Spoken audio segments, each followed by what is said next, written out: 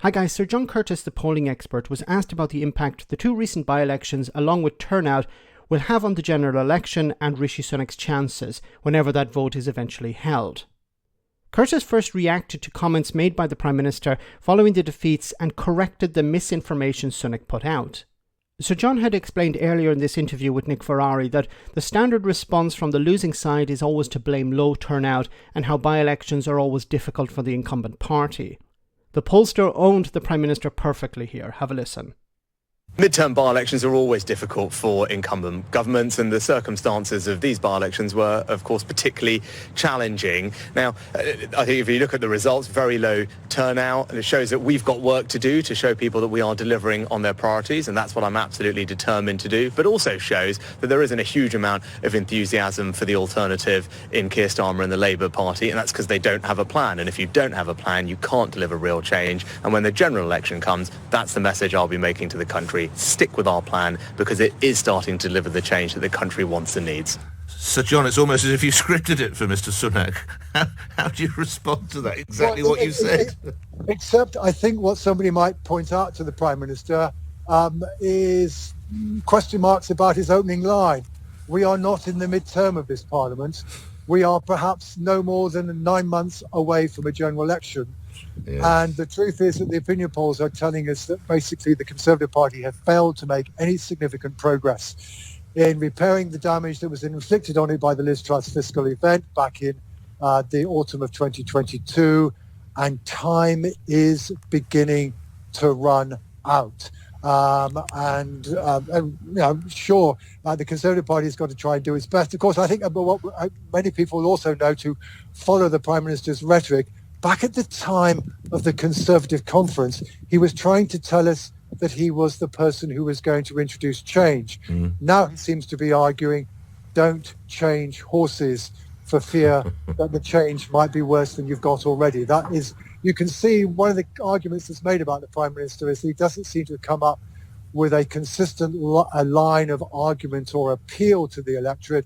And that contrast, in a sense, perhaps indicates that the Conservatives are still finding it difficult to find a form of persuasion that can get voters back to voting for them. Always enjoy speaking with you. Have a good.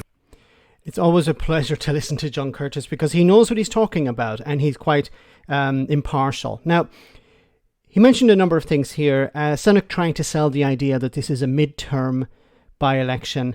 You know, as was pointed out, this is not true. There's about 6 months maybe before the next general election. Now, why is Sunak trying to do this? Of course, it's about downplaying. Look, we're in the middle of a parliament.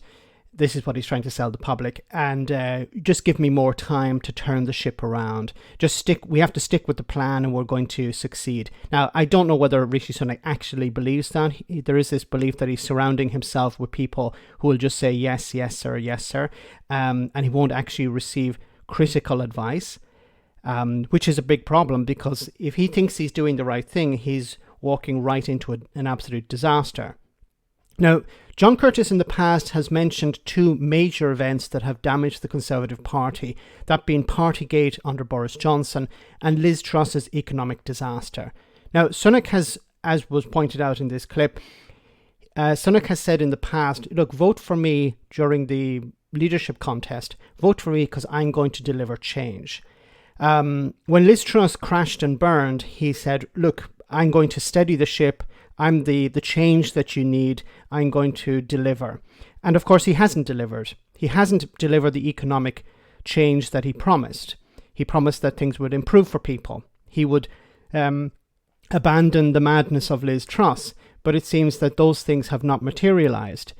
It's all about perception. People perceive things being worse, and they are economically worse. Inflation is down, but prices, of course, are still going up during a cost of living crisis. So he hasn't delivered. He hasn't put more money in people's pockets. And whatever he has done around the edges, it's not having an impact either economically or politically. I think the Tories are afraid of Reform UK, perhaps too much. And what they're doing is they're abandoning the centre ground to Labour. They're chasing Reform UK. And a bit like how UKIP in a sense, took over the Conservative Party a number of years ago. It seems that, in a sense, Reform UK are taking over the Conservative Party because the Conservatives are so afraid of the far right that they're willing to throw everything their way in order to convince voters over to their side. Now, Sunak also mentioned, which was true, that turnout was low, but turnout is normally low at by-elections. We need to focus instead on the general. But if turnout is low for the general election, this could also be a problem for the Labour Party, because the people who will turn out are passionate voters. And it seems that Reform UK voters are the most passionate at the moment. And it could be a problem for Labour, not so much in winning a majority. I'm sure they'll win a majority, but there will be some areas that they could be in trouble. And what could happen in the future is, if Reform UK do really well in the general, I don't know if they will or not, we'll still have to wait and see some more polling, but if they do, it could create other Reform UK type political parties on the left. And with Labour in government, you could start to see challenges from smaller parties who would siphon votes away from Labour at the following by-elections and general election. But it's always a pleasure to hear John Curtice, and it was great to hear him correct the record here for Rishi Sunak. Let me know in the comment section, guys, what you think. As always, your comments are greatly appreciated. Thanks a lot.